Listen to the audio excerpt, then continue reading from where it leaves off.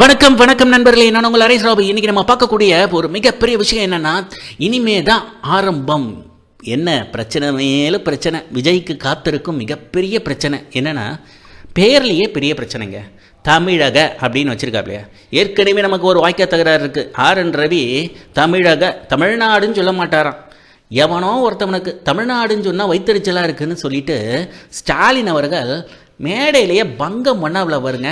அப்பையிலேருந்தே இந்த தமிழ்நாடுன்ற பேர் ரொம்ப ஒருத்தலாக இருக்கு நம்ம பாஜகக்காரங்களுக்கு. சரி, இந்த மாதிரி இருக்கும் சூழ்நிலையில் உங்கள் கட்சிக்கு தமிழகன்னு வச்சுருக்கீங்களே, அப்போ உங்களை பிஜேபி பி டீம் சொல்கிறதா ஏ டீம்னு சொல்கிறதா? இப்படி ஒரு பிரச்சனை ஓடிக்கிட்டு இருக்குங்க. இது மட்டும் இல்லாமல் பாஜகவுக்கு ஆதரவாக தான் உள்ளார விஜய் வராரு. ஏன்னா விஜய் வர்றதுனால என்ன சாதகம்? அவர் முதல்வர் ஆக போகிறாரா, இல்லை மக்களுக்கு ஏதாவது மிகப்பெரிய நல்லது செய்யக்கூடிய விஷயங்கள் இருக்கா அப்படின்னு பார்த்தீங்கன்னா எதுவுமே கிடையாது. 10 தொகுதி தான் அவருடைய டார்கெட்டுன்னு வேறு வந்துடுச்சு. மேலும் பார்த்தீங்கன்னா இப்போ விஜய் பிஜேபி பி டீமா ஏ டீமா இப்படியெல்லாம் பேச ஆரம்பிக்க போயிட்டாங்க. விஜய்க்கு சூப்பர் ஸ்டார் அந்த பட்டமும் பெரிய வாய்க்கா தகராறு.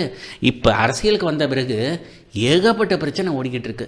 நான் இந்த காணொலியில் உங்களுக்கு சொல்லக்கூடிய விஷயங்கள் என்னென்னா, என்னப்பா விஜய், நான் சொல்கிற இந்த விஷயத்தையாவது நீங்கள் கேளுங்க, வேறு லெவலில் பாலிடிக்ஸ் பண்ணலாம்ப்பா.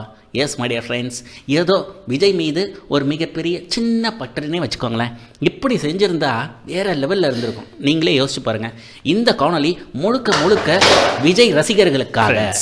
என்ன அப்படி சொல்கிறீங்க அப்படின்னு கேட்டிங்கன்னா, இந்த பக்கம் விஜய் என்ன பேசினாலும் சரி ட்ரெண்டிங் ஆகக்கூடிய சமயத்தில் அரசியல் எடுத்துக்கிட்டிங்கன்னா ட்ரெண்டிங் யாருன்னா நம்ம உதயநிதி. அவர் எய்ம்ஸ் கல் எடுத்து பேசினாப்புல எலெக்ஷனில் ஜெயிச்சிட்டாங்க. அடுத்தது இப்போ சனாதனத்தை ஒழிக்க வேணும் அப்படின்னு பேசினாப்புல இந்தியா ஃபுல்லாக, ஏன் வேர்ல்டு ஃபுல்லாக மிகப்பெரிய அளவில் ஃபேமஸ் ஆகிட்டாப்புல. அப்போ நீங்கள் என்ன பண்ணணும்? நீங்கள் செய்யக்கூடிய ஒவ்வொரு செயலும் நல்லா இருந்திருக்கணும்ல. பேர்லேயே கோட்டை விட்டுட்டீங்களேப்பா. தமிழக வெற்றி கழகம், இந்த தமிழகன்னு இருக்குது பாருங்கள். தமிழ்நாடுன்றதை விட்டுவிட்டு தமிழக அப்படின்னு வச்சுக்கிட்டீங்க.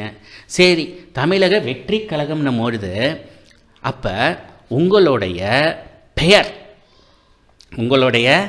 பெயர் அதுக்குள்ளார வர மாதிரி கொஞ்சம் ஏதோ யோசித்து செஞ்சுக்கிட்டீங்க. டிவிகே உங்கள் விஜய் அப்படின்னு பேர் வர மாதிரி. சரிங்களா? எப்படி நம்ம புதுச்சேரியில் இருக்கிற முதல்வர் என்ஆர் காங்கிரஸ்னு வச்சுருக்காரோ, அவர் அந்த மாதிரி ஒரு விஷயத்தை நீங்கள் இங்கே செயல்படுத்திட்டீங்க. எல்லாமே ஓகே. இந்த பக்கம் உதயநிதி எய்ம்ஸ் செங்கலும் சனாதனத்தை பற்றி தூக்கி பேசிகிட்டு இருக்கும்போது நீங்கள் படத்தில் தலைவான்றதும் ஒரு விரல் புரட்சின்றதும் நீங்கள் இங்கே காமிச்சிருக்கணும்ல. என்னென்னலாம் பேசியிருக்கணும், விட்டுட்டீங்களே. கட்சி பேரை அறிவிக்கும் போதே நீங்கள் ஒரு மிகப்பெரிய போராட்டத்தை துவஞ்சிக்கணும். அப்படி என்ன போராட்டம்னு கேட்குறீங்களா? டியர் ஃப்ரெண்ட்ஸ், நீங்கள் என்னென்ன சொல்லியிருக்கணும் தெரியுங்களா? தமிழக வெற்றி கழகம் அப்படின்றதுக்கும் இதுக்கும் சம்பந்தம் இல்லை அப்படின்றத நீங்கள் சொல்லாமல் போயிருந்தாலும் சரி, திராவிடத்தை நீங்கள் எதிர்க்கிறீங்க, அதானே உங்களோட இது.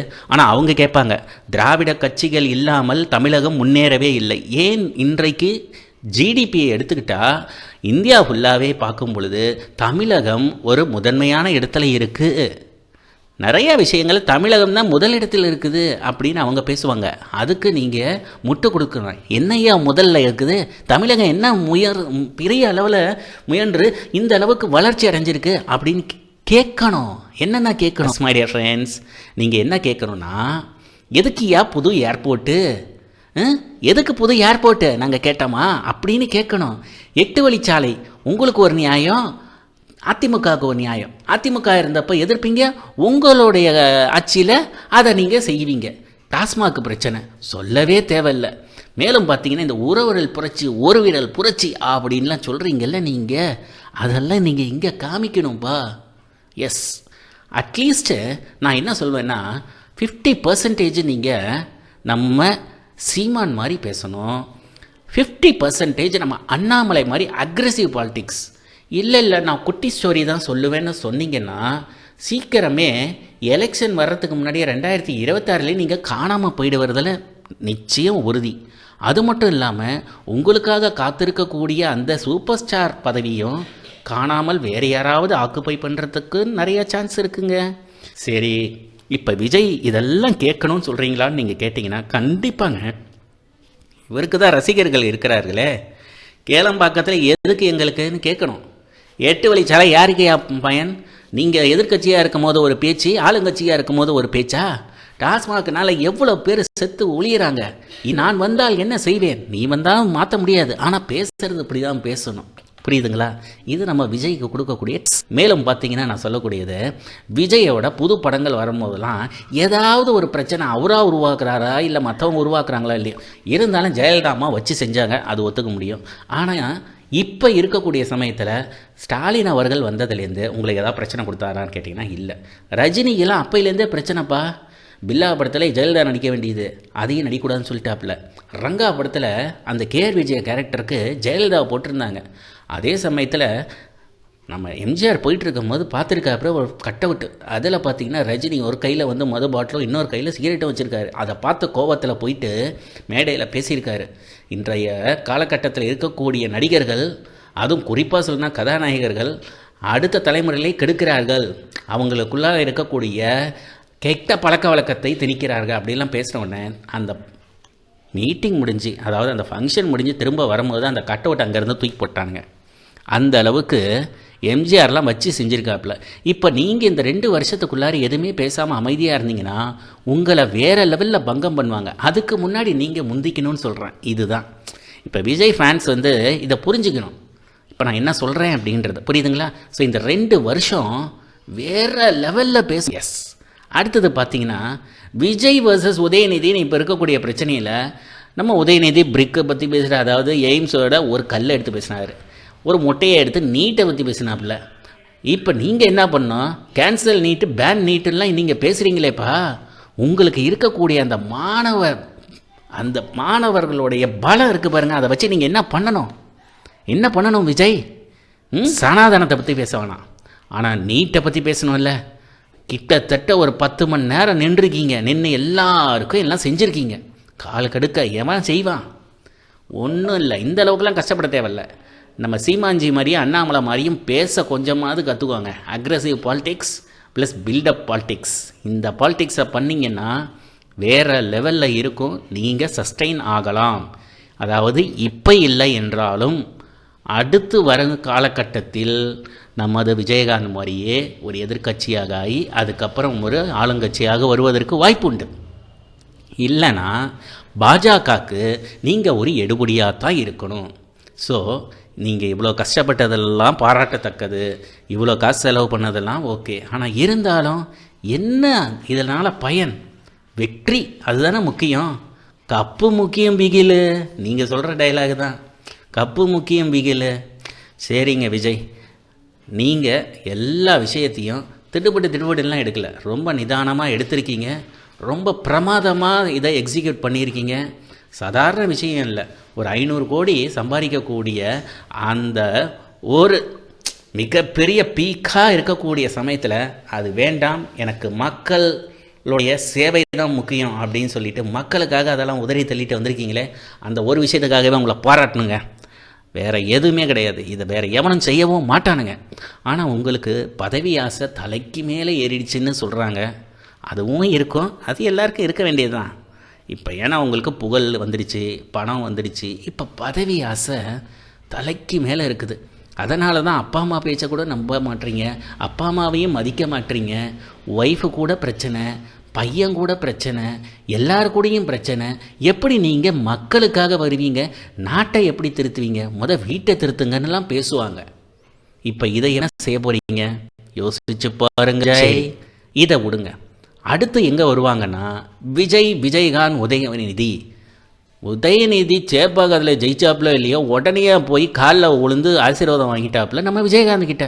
ஆனால் நீங்கள் அவர் உடம்பு சரியில்லாத போது போய் பார்க்கவும் இல்லை, அவர் பையனுக்கு ஒரு கேமியோ ரோல் பண்ணி கொடுத்து அவர் படத்தில் நடிக்க மிகப்பெரிய டேர்ன் பேக் கொடுக்கறதுக்கு, ஒரு கம்பேக் கொடுக்கறதுக்கோ அதுக்கு நீங்கள் உதவியும் செய்யலை. ஆனால் விஜயகாந்த் இல்லைன்னா இன்றைக்கி விஜய் இல்லை, இது எல்லாருக்கும் தெரியும். அதனால தான் அந்த ஒன் செப்பல்ஸ் விழுந்துச்சு பார்த்தீங்களா? தளபதி விஜய் மீது செருப்பு வீச்சு, யார் அந்த நர்ம நபர்? செருப்பு வீச்சுக்கு காரணம் இதுதானா? விஜயகாந்த் உடலுக்கு விஜய் அஞ்சலி செலுத்த போகும்போது ஒரு செப்பல், ஒரு செருப்பு, ஒத்த செருப்பு, இது வரலாறு பேசும். இதுதாங்க. இதெல்லாம் நீ எப்படி மாற்ற போகிறீங்க? அன்னைக்கே நான் பல முறை அடிச்சுக்கிட்டேன், படாத பாடு அடிச்சுக்கிட்டேன். நம்ம சேனலில் பார்த்தீங்கன்னா விஜய் மிகப்பெரிய தவறு செய்கிறார் அப்படின்னு போய் விஜயகாந்தை போய் பார்க்கல. இது நாளைக்கு என்னென்றைக்கும் இது ஒரு வரலாறு, ஒரு மிகப்பெரிய ஆங்கிலத்தில் இதாக சொல்லுவாங்க, பிளெமிஷாகத்தான் பார்க்கப்படும், கரும்புள்ளியாக. சரி, அடுத்தது இது மட்டும் இல்லை, இப்படிலாம் நடக்கும்னு நான் முன்னாடியே சொல்லிட்டேன், அசிங்கப்படுத்தி அனுப்பிட்டானுங்க. இதெல்லாம் எப்படி தாண்டி நீங்கள் வர போகிறீங்க அப்படின்றது ஒரு பக்கம் இருந்தாலும், மேலும் நீங்கள் உங்கள் பெற்றவர்களையும் மதிக்கவில்லை, வளர்த்து விட்ட விஜயகாந்த் அவர்களையும் நீங்கள் மதிக்கலை. உங்கள் ரசிகர்கள் அப்படின்ற பேரில் வரீங்க, ஆனால் அவர்கள் கை கொடுப்பார்களா சொல்கிறேன் பாருங்க.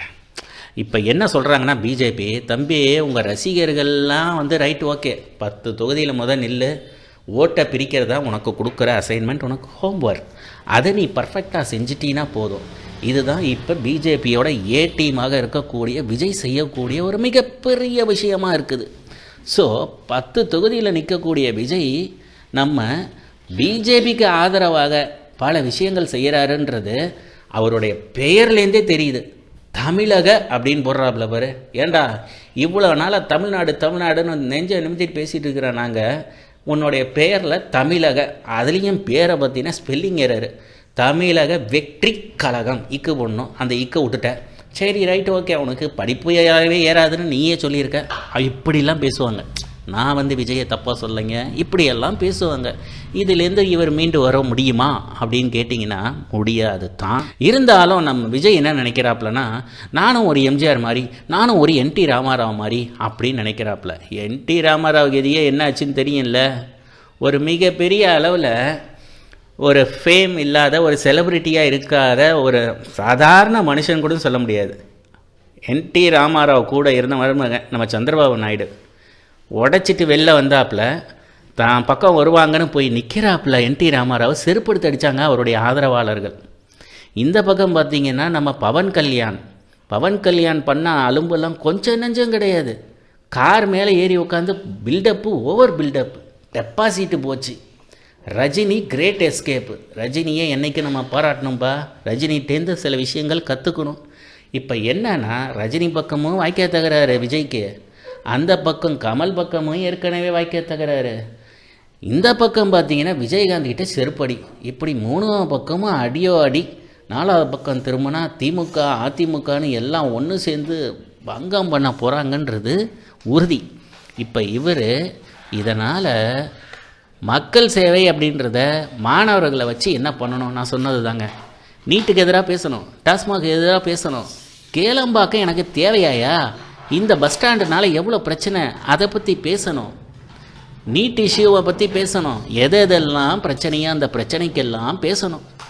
அதை விட்டுட்டு குட்டி ஸ்டோரி சொல்கிறேன்னு சொன்னால் நம்மால் தட்டி அனுப்பிடுவானுங்க கொஞ்ச நாளிலேயே. அதுதான் நடக்க போகுது. அடுத்து முக்கியமான ஒரு விஷயங்க, படத்தில் நடிக்கும் பொழுது எம்ஜிஆர் அவர்கள் பல நல்ல விஷயங்களை தான் கற்பித்தார்.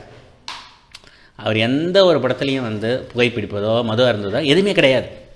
ஆனால் நம்ம விஜயை பார்த்திங்கன்னா இது எல்லாமே கெட்ட வார்த்தை பேசுறது, மது அருந்தது, புகைப்பிடிப்பது. சமீபத்தில் பார்த்திங்கன்னா லியோ படத்துக்கு நடிகர் விஜய் மீது போதைப் பொருள் தடுப்பு சட்ட பிரிவின் கீழ் நடவடிக்கை எடுக்க காவல் ஆணையரிடம் புகார் கொடுத்துருக்காங்க.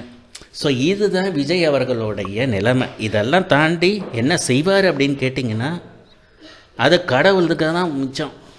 ஏன்னா எல்லாமே அவருக்கு எதிராக இருக்கக்கூடிய சுச்சுவேஷனில் ரசிகர் பலத்தை நம்பி வந்தார்னா கண்டிப்பாக ஒரு மிகப்பெரிய தோல்வியைத்தான் சந்திப்பார்.